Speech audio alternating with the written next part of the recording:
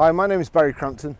Today I'm going to show you around our Ford B-Max, then I'll take you for a ride in it, but first I'll tell you a little bit more about it. It's a 1 litre T EcoBoost Titanium X, a real good spec, which I'll tell you about in a short while.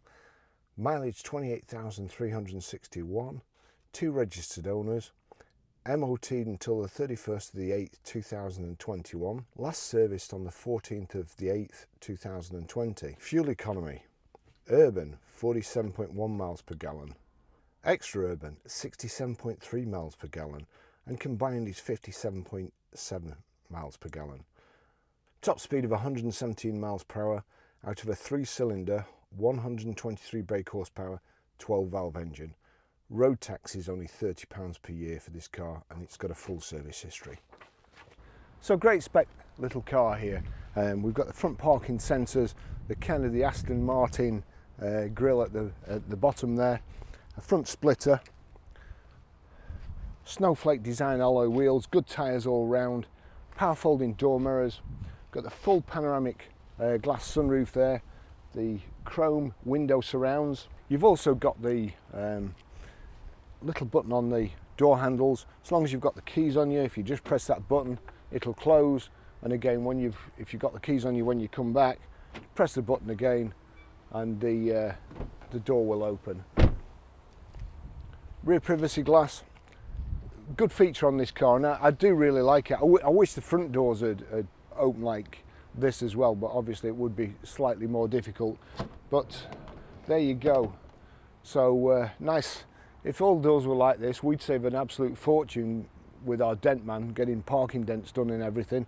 Just open straight up, narrow gap, not opening your door into anything, and other people not opening their door into you. But what it also does mean is, it's the front doors, I'll try and remember to show you later, but instead of just having a catch in the middle, a door catch normally around about there on the car, there's one at the bottom and one at the top. And also the door feels really, really substantial. So I'm pretty sure that'll be a benefit, you know, in the event of a crash or anything. We've got this colour-coded spoiler there, electric boot release. You can just see there, that's the lens for the reversing camera, reversing sensors there. So if you're reversing to anything in this, you need shooting. There's quite a lot of space in, kind of a that looks like 70-30 sort of split seat there, or 66-34 split seat. Rear load cover, it's mint in the back. Don't look like anything at all has been in here. The only thing probably is my camera equipment. You've also kind of got a false floor there, so you can put other stuff on underneath there, so it makes a bigger loading area. And also little hooks in the back, hang your shopping on.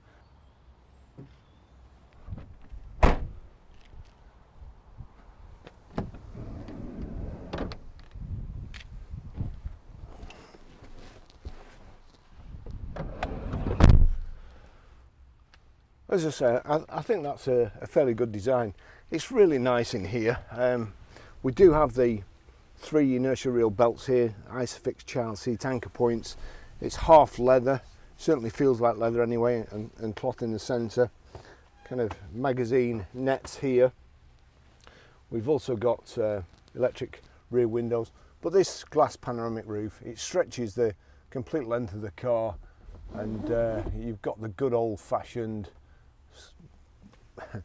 pull blind instead of the electric one that may go wrong and cost you a fortune.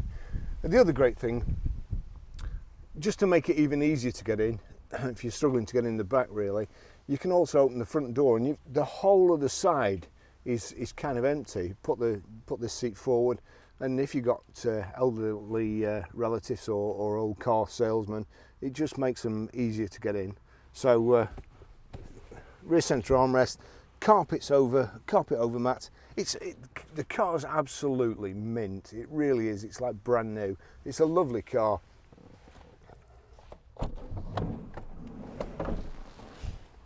I'll just take you for a ride in it.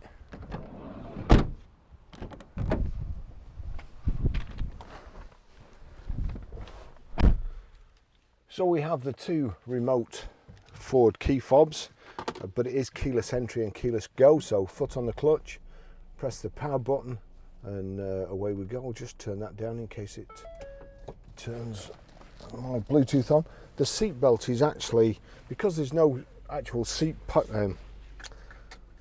there's no actual B pillar, it's all part of the door's structure. You can see there the inertia reel belt is actually built into the seats, and the seats feel really substantial as well. It's a little car, but it feels like a bigger one, if that makes sense. We've also there, you see, got reversing camera and reversing sensors. Nice and easy to drive.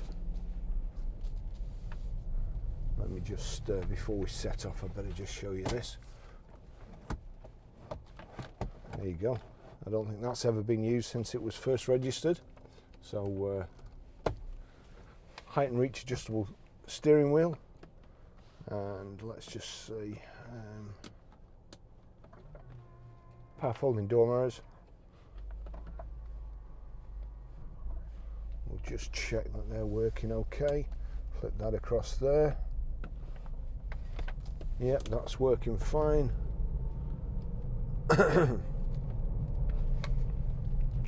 Not really a fantastic driving instructor there. Perhaps needs to next lesson right away.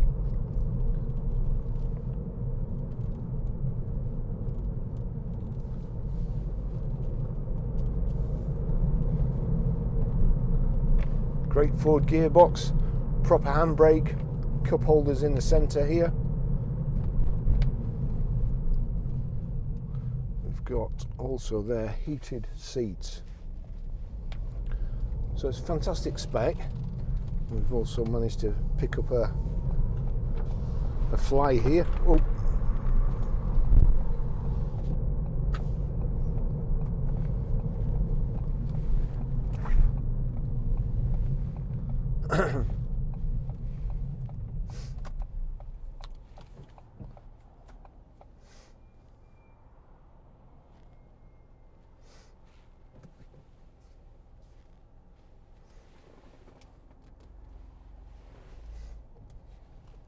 Gosh, that heated seat is absolutely nuclear.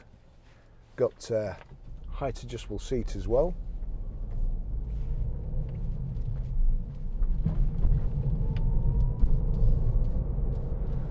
And it's only a 1 litre 3-cylinder engine, so it's really economical, and it actually sounds a lot better than a 4-cylinder.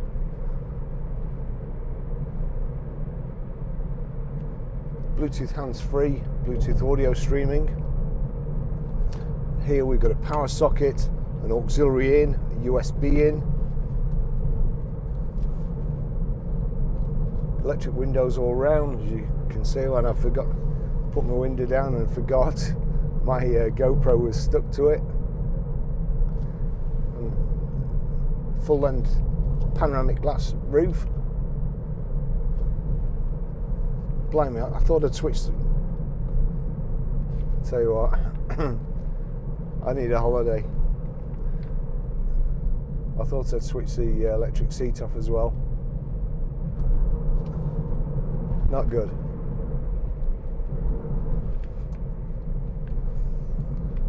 On the multifunction steering wheel here, we've got cruise control on the side there.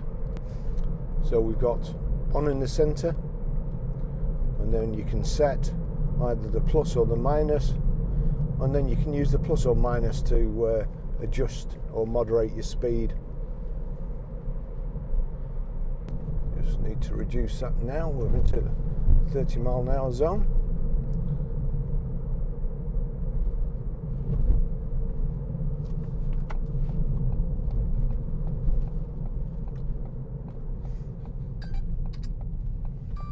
There we go, camera's gone off again. Okay, well, I just had to restart my camera. We'll see how long it lasts this time. And I'll turn the air conditioning down to low. On the dash here, on the left hand side, we've got rev counter, then information display in the center.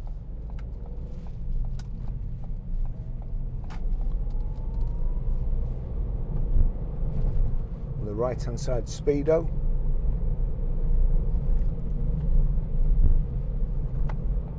We'll go a different way today. I don't think anybody who buys this car is probably going to be buying it to go down the motorway. So we'll just do a little bit of town driving. If these people hurry up and get out of the way.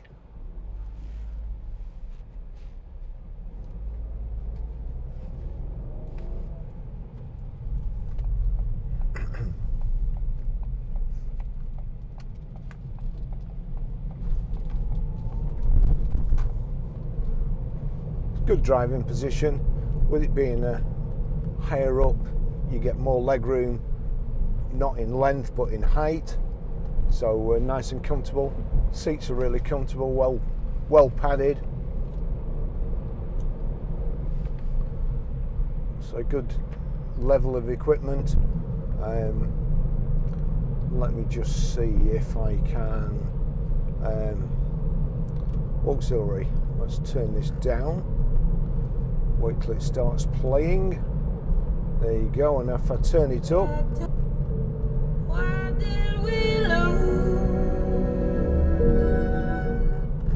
bit of a depressing record there, but it's a nice happy car.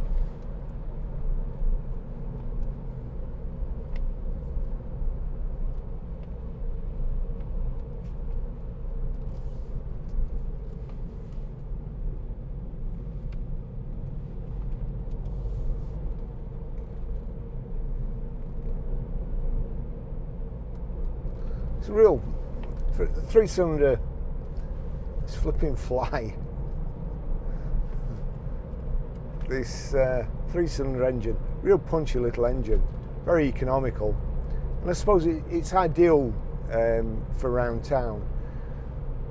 I'm not sure whether the 1 litre 3-cylinder is an engine to be blasting up and down the motorway at 70-80 miles an hour all the time.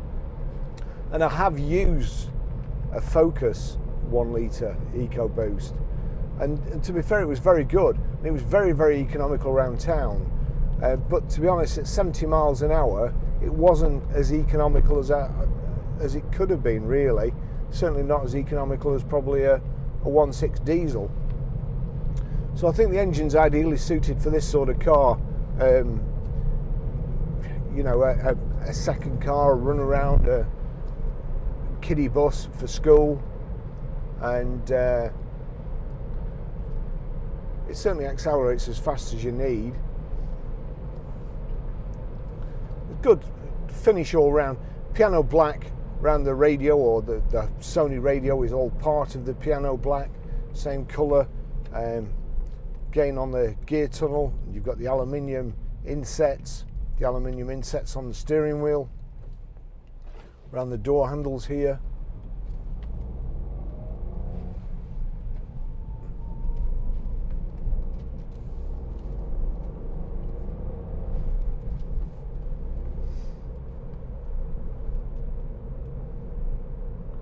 Nice and quiet.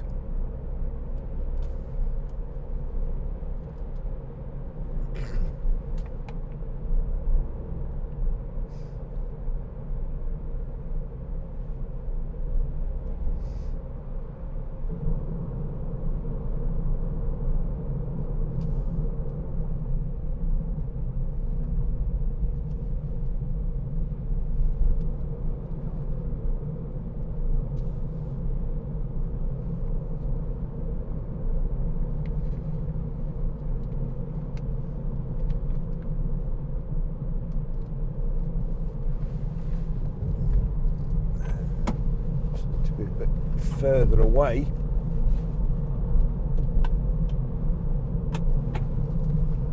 Ah, that's better.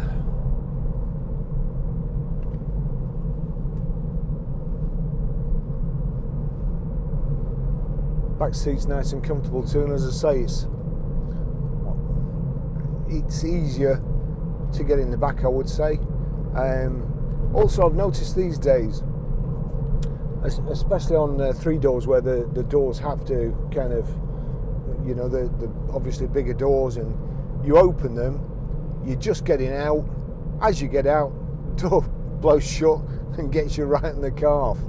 So as I say, I certainly wish more doors were like that.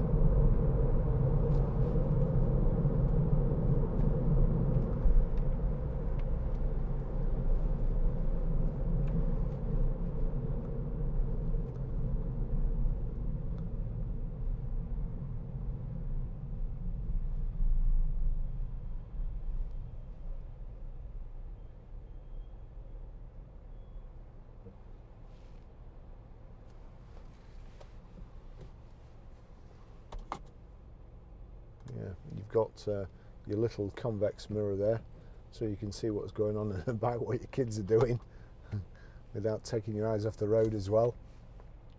Let's see, let's have a look. So wipers are all good. Let's see, back wiper, yep, that's good too. So pretty much I can do the back windows without fear of ruining my camera again. Yeah, back windows work fine. And cup holders here, you've got another little oddments tray there with a 12-volt power socket in there.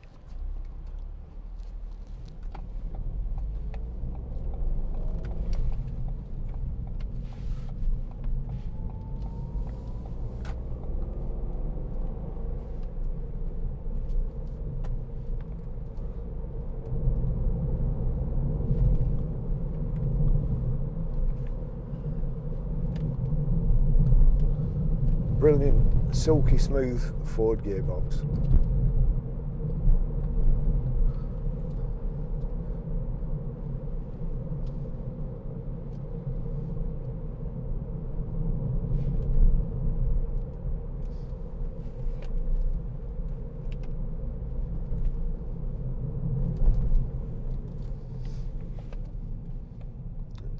That bend there is quite lethal. People fly around it. There's always a car parked here, and there's always cars coming this way.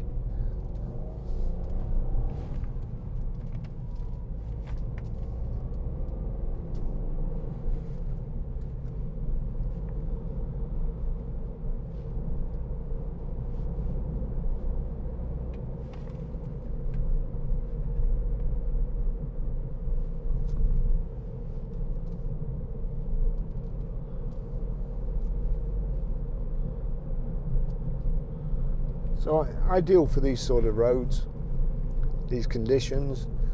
It's good suspension on it, nothing too hard.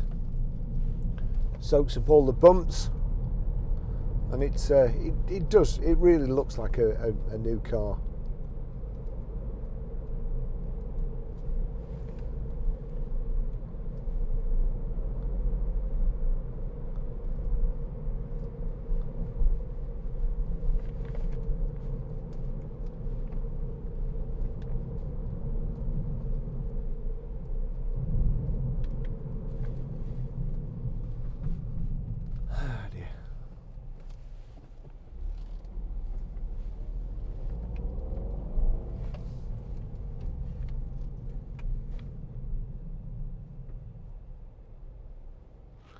I'll just go a bit further, then I'll finish the test drive, but what I will do is show you how to pair a mobile, how to delete a mobile, how to stream audio, how to get rid of a fly out your car when you can't let your windows down.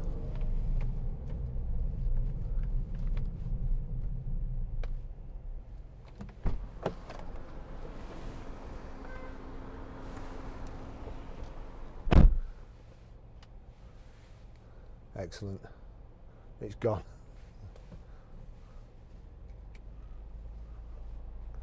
Let's see, is there anything I've missed? Oh, we've got the trip computer there. Tells you average miles per gallon, speed. The mileometer at the moment is registering 28,374 miles. Actually, I'll pull up around the corner and tell you the service history, or show you the service history. Watch the lights change now.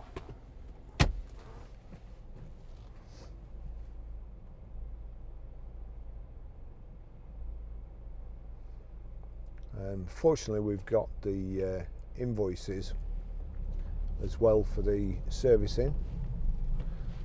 It's so important these days for us to check the service history. We had a car the other day, been serviced every January for 6 years except for one, and of course we phoned the garage up, couldn't get through to them. They promised to ring us back, they didn't. Rang the next day, the service department was still engaged, but the extremely efficient receptionist, she went on the system for me and checked, and it had been serviced. They'd just not stamped the book, so they destroyed the car's service history. Really, you know, we've brought it back to life, but it had a full main dealer, full franchise service history, and did not stamp the book, which I just find is absolutely unforgivable. It really is.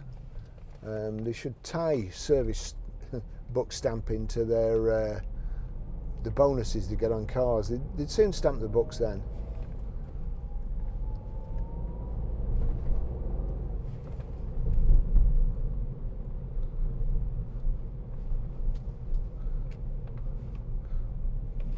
Another pet hate of mine is no ink on the service stamp block, so you can't read who serviced it. But I'll just show you one in a moment that there's absolutely no excuse for.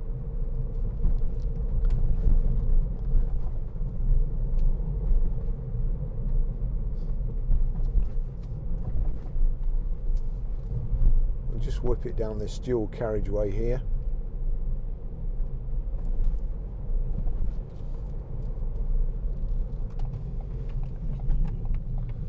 Just to show you how it goes. This little 1 litre engine. Blimey, look at all the traffic.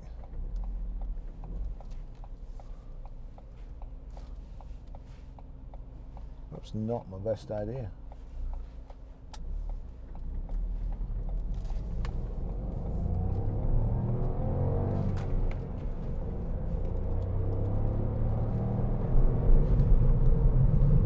I do think they sound quite good. I'm not going to get up to any speed along here, so I'll just pull in the parking and tell you about the service history.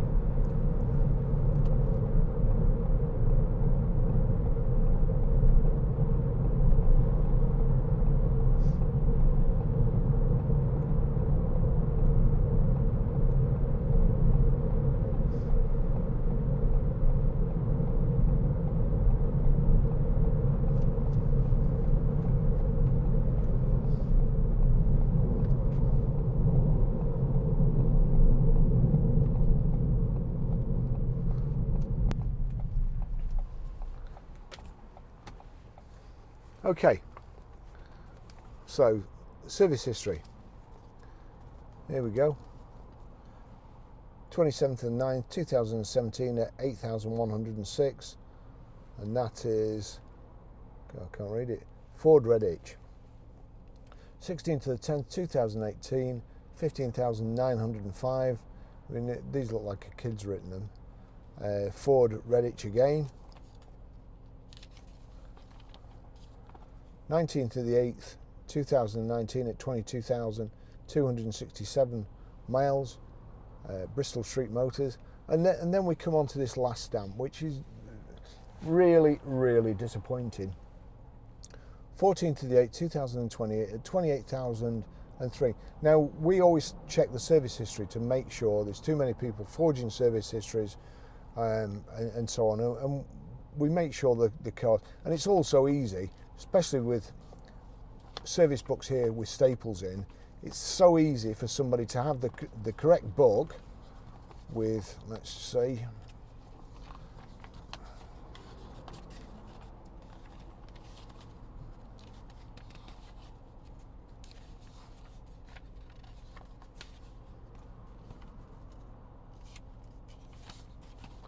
Actually, they don't even do that anymore, do they? They don't even write the owner's name in. It's just a joke.